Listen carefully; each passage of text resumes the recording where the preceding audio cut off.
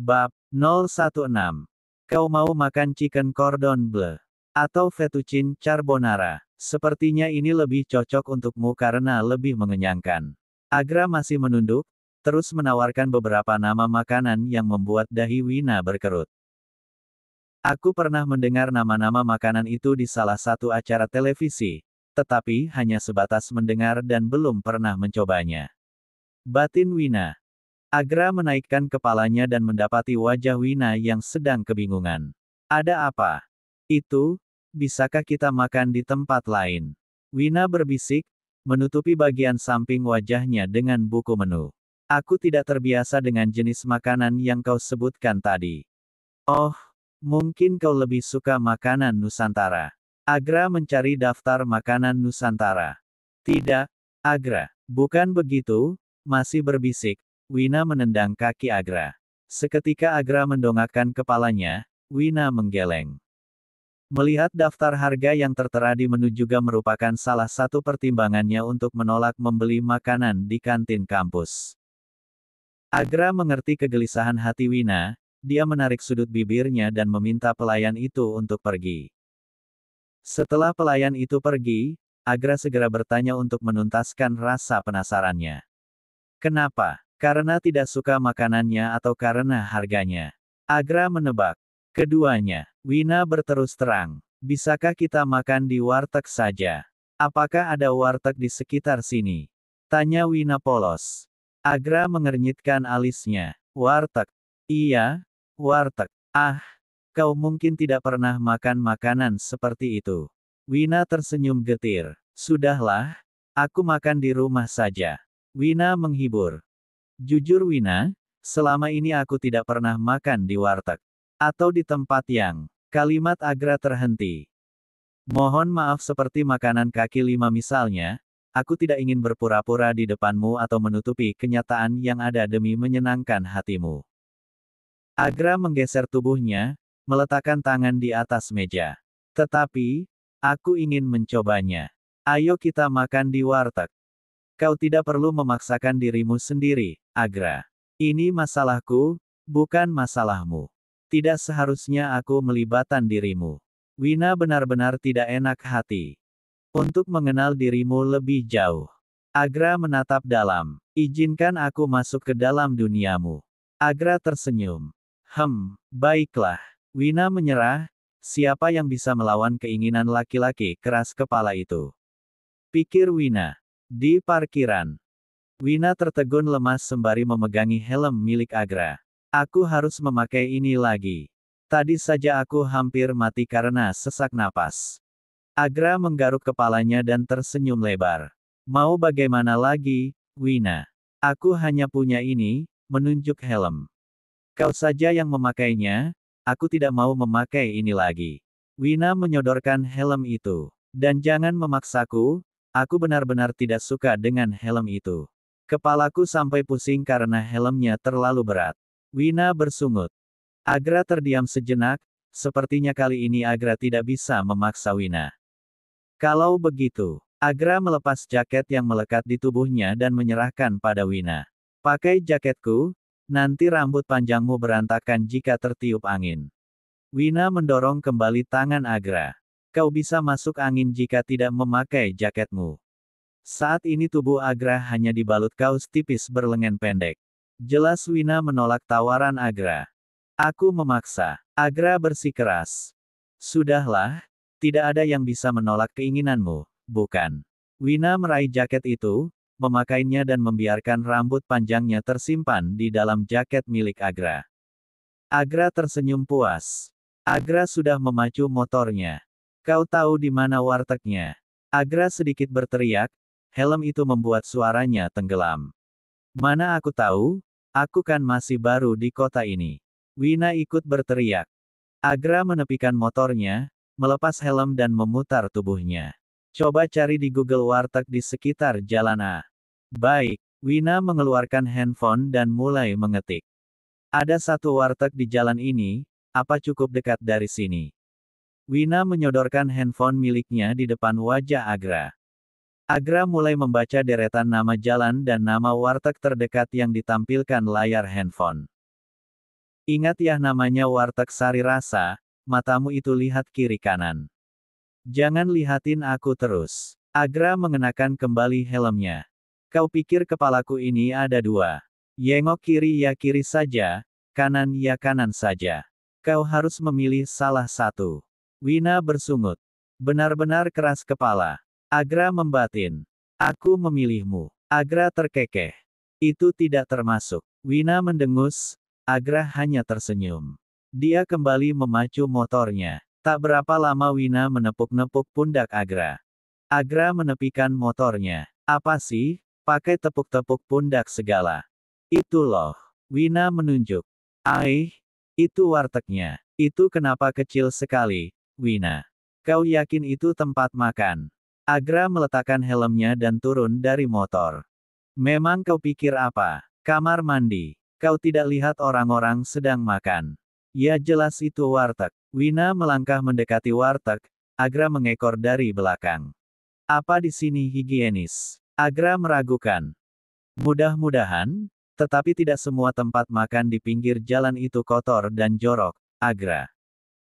Kau harus lebih memperhatikan mereka, mereka juga butuh uangmu. Untung saja mereka bekerja dan tidak meminta-minta belas kasihan orang lain. Kita juga harus membantu perekonomian para pedagang kecil. Wina masih berjalan, semakin dekat dengan warteg. Agra hanya terpaku, terkagum-kagum dengan kebaikan yang terpancar dari hati Wina. Warteg sari rasa. Bang, nasi setengah porsi. Pakai sayur sop sama telur dadar, jangan lupa sambalnya ya, Bang. Wina segera memesan makanan begitu dirinya sudah duduk di warteg. Kau mau makan apa, Agra? Agra terperanjat. Sama seperti yang kamu pesan. Kau yakin? Wina meyakinkan. Agra mengangguk, tidak tahu harus berkata apa lagi. Kau mau perkedel kentang? Wina menawarkan. Per apa? Wajah Agra bingung. Wina tertawa. Sudahlah, aku yang akan memilihkan makanan untukmu. Bang, satu lagi nasi setengah porsi pakai sayur sop, perkedel dan ayam goreng ya. Wina memesan makanan untuk Agra. Kau mau Mustafa? Wina menunjuk. Ya Tuhan, apa lagi itu? Sejak kapan nama orang berubah menjadi nama makanan? Agra membatin, heran. Mus apa? Musafir. Agra benar-benar kebingungan dengan nama makanan yang baru saja disebutkan Wina.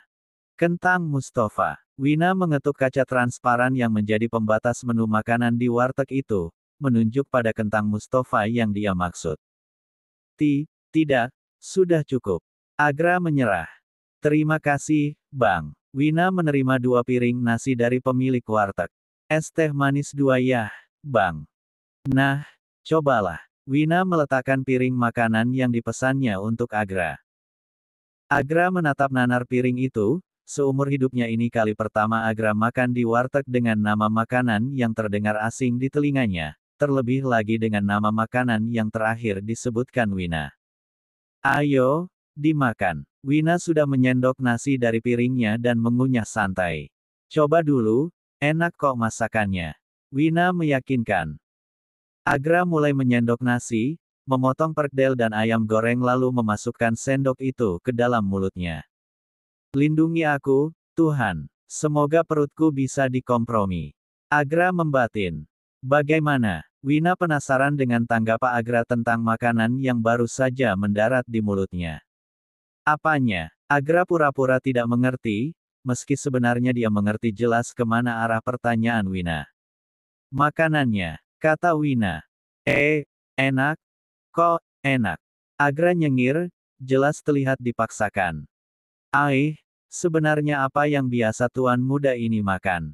Aku sudah memilih menu yang lumayan mahal, sudah pakai ayam goreng pula. Wina membatin. Kemarikan piringmu. Pinta Wina. Apa lagi? Tidak, Wina. Ini sudah cukup. Agra menggeleng. Berikan padaku, ayolah. Wina membujuk. Agra menyerah, dia menyodorkan piring makanan miliknya. Bang minta Mustafa, iya. Tuh kan, itu lagi. Nama makanannya saja aneh, apalagi rasanya. Agra menggerutu di dalam hati. Seumur hidup, dia tidak akan berani mengatakan langsung di depan para pecinta warteg. Mereka berjejer, duduk di samping Agra seperti peserta yang sedang mengikuti acara lomba makan. Agra melirik ke samping kanannya. Astaga, kakinya nangkring di kursi. Nah, coba Mustofanya. Wina meletakkan piring yang sudah ada Mustafa di atas nasinya. Ini, apa tadi? Musafir, Musrofa, tanya Agra. Mustafa, sudahlah coba dulu. Wina memaksa. Pemaksa, selain keras kepala aku baru tahu jika Wina pintar memaksa. Aku sampai tidak berkutik dibuatnya. Batin Agra. Bagaimana? Tanya Wina. Agra mencobanya, menyendok kentang Mustafa dan menelannya.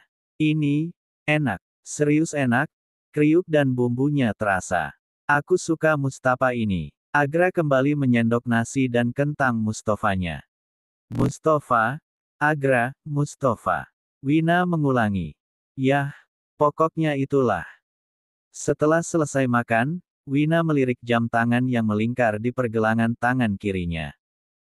Seharusnya sebentar lagi kuliah sudah selesai, aku harus segera ke kampus. Duh, aku tidak punya nomor Alisa. Lupa minta pula. Agra, kau punya nomor Alisa. Wina meneguk es teh manisnya. Aku ada perlu dengannya, aku takut Alisa keburu pulang. Abis ini kita balik ke kampus ya. Nih, cari sendiri. Agra menyodorkan handphonenya. Dia terlalu asik dengan kentang Mustafa. Wina menerima handphone itu, menekan tombol kecil yang ada di samping. Mata Wina terbelalak ketika melihat wallpaper di layar handphone Agra. Wallpapernya. Wina tidak berani melanjutkan kalimatnya.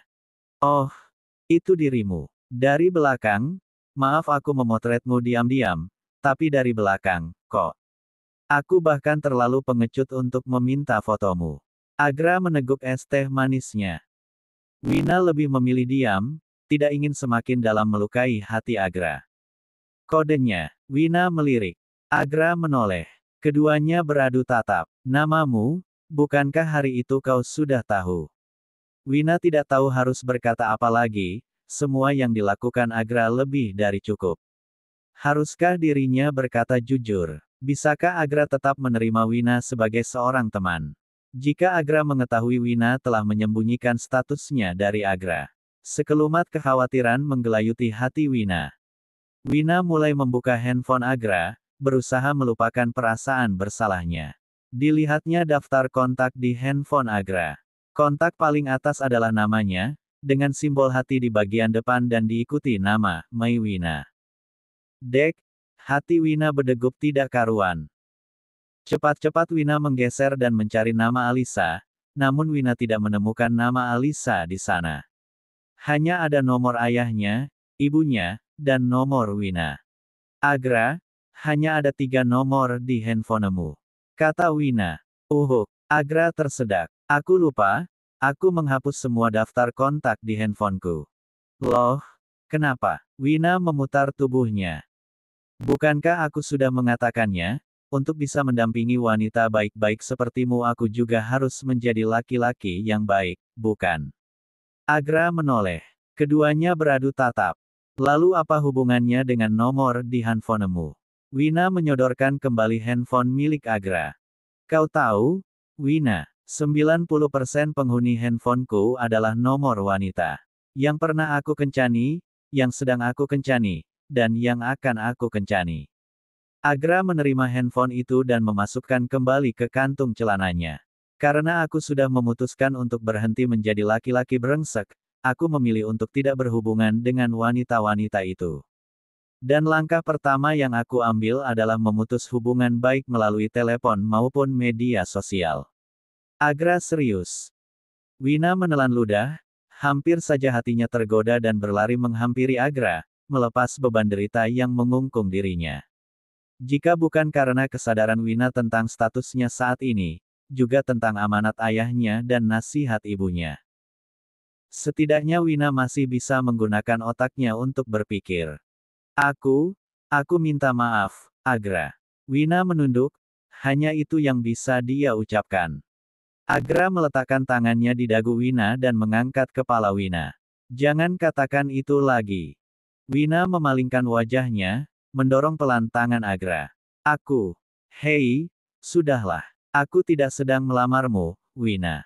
Aku hanya sedang berbicara apa adanya padamu. Tidak menutupi sedikit pun darimu. Sekarang ayo kita kembali ke kampus. Kau harus bertemu Alisa, bukan? Agra mengangguk pelan, meyakinkan Wina jika dirinya baik-baik saja. Setelah membayar makanan, Agra kembali memacu motornya. Kampus. Kita tunggu Alisa di sini. Agra menggeser tubuhnya. Haruskah kita sembunyi-sembunyi seperti ini? Memangnya kita berdua ini maling? Agra mencabut rumput yang menyelinap ke dalam celananya, membuat kakinya gatal. Keduanya sedang berjongkok bersembunyi di balik pepohonan dan semak-semak di samping kampus. Sudahlah, aku kan sudah memintamu untuk pergi. Tetapi kau tetap memaksa ingin menemani aku, ya sudah ini tempat paling aman, sembunyi di balik pepohonan dan semak. Wina melirik ke kiri dan kanan, melihat kalau-kalau Alisa datang. Memangnya kenapa jika aku menemanimu, dan kita tidak perlu sembunyi, bukan? Agra menepak nyamuk yang menggigit tangannya. Kau tidak mengerti, Agra. Aku malas berurusan dengan pemuja-pemuja gilamu itu, apa jadinya jika mereka melihat kita berduaan? Dan kau bolos kuliah pula, hanya demi aku. Si anak beasiswa. Wina menjelaskan alasannya, mengapa dirinya harus repot-repot bersembunyi. Ya, apalagi jika bukan karena kecemburuan wanita seisi kampus karena mengetahui kedekatan Wina dan Agra. Agra mengerti dan tidak ingin mendebat Wina. Lihat, Agra memperlihatkan nyamuk yang sudah terkapar di telapak tangannya. Jika kita terus di sini, cepat atau lambat aku akan masuk ke rumah sakit karena demam berdarah. Wina menoleh. Ini hanya nyamuk biasa, lihatlah di tubuhnya tidak ada belang-belangnya. Wina menyentil nyamuk itu sampai terbang jauh entah kemana. Kau jangan terlalu pelit untuk berbagi, Agra. Apa maksudmu? Agra mengernyitkan alisnya. Perut nyamuk itu kan kecil, hidupnya juga tidak akan lama. Jadi biarkan saja nyamuk-nyamuk itu menghisap sedikit darahmu. Anggap saja amal, jawab Wina enteng. Agra menaikkan alisnya, tidak mengerti dengan pola pikir Wina. Jika semua orang di dunia ini memiliki pemikiran seperti dirimu, percaya tidak cepat atau lambat dunia ini akan segera musnah, mungkin saja semua penduduk bumi akan mati karena demam berdarah. Kau berpikir terlalu jauh, sudahlah jangan berisik. Aku belum melihat Alisa, nih. Wina kembali memperhatikan. Lihatlah. Agra menepuk-nepuk pundak Wina. Sekarang apa lagi? Wina menoleh malas. Ini. Agra menunjukkan semut yang lagi-lagi sudah terkapar di telapak tangannya. Semut ini menggigitku, barusan. Ya ampun, Agra. Wina berteriak, bangkit dari persembunyiannya. Ini si semut api. Bangun, ayo bangun. Agra bangun. Memangnya kenapa? Agra meringis, kakinya mulai terasa panas. Ah, aduh, dia menggigit tanganku. Wina mengibaskan punggung tangannya yang terkena gigitan semut. Coba periksa, apa ada semut di tubuhku? Wina memutar tubuhnya di depan Agra. Agra tersenyum, tidak ada. Ah, syukurlah. Wina meniup punggung tangannya yang kemerahan terkena gigitan semut api. Kemarikan tanganmu. Agra meraih tangan Wina dan mendapati bintik merah di punggung tangannya. Apa ini sakit? Apa harus diobati? Sakitlah, memangnya kakimu tidak sakit? Kau juga kan kena gigit semut. Wina mendengus, menarik tangannya. Sedikit, lalu harus diapakan? Apa perlu ke rumah sakit? Agra khawatir. Kau pikir aku digigit ular? Lebay? Ah, ini hanya semut api, kau tidak perlu berlebihan seperti itu. Wina mengelus tangannya, meniup perlahan. Agra, dari belakang terdengar suara perempuan berteriak. Apa yang sedang kau lakukan? Ah, jadi benar gosip yang aku dengar itu, wanita itu berjalan mendekati Wina, rambutnya lurus sampai bahu, wajahnya full make up, dan bajunya, iya, baju mahal yang kekurangan bahan. Wanita itu adalah Laura, seorang model. Dia adalah salah satu korban rayuan Agra. Plak! Sebuah tamparan jatuh di pipi kiri Wina.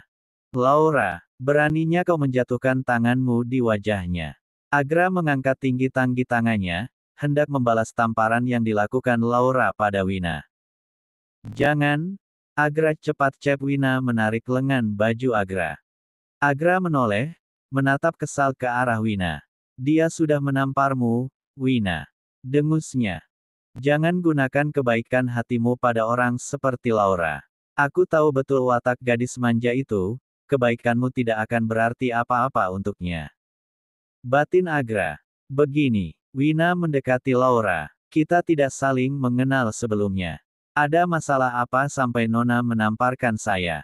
Wina berdiri tegak, saling berhadapan. Tinggi Wina dan Laura hampir sama, sehingga tatapan mata keduanya saling beradu. Cih, wanita murahan. Kau tahu? Agra mencampakkan aku 2 hari yang lalu. Kabarnya kau adalah wanita yang sedang Agra dekati. Laura menatap sinis. Dia bahkan memakai jaket milik Agra. Batin Laura. Jaga bicaramu, Laura. Kau sudah bosan kuliah di kampus Royal. Aku bisa mengabulkannya, besok kau tidak perlu datang lagi. Agra serius, tidak ada yang meragukan keseriusan Agra ketika berkaitan dengan Wina.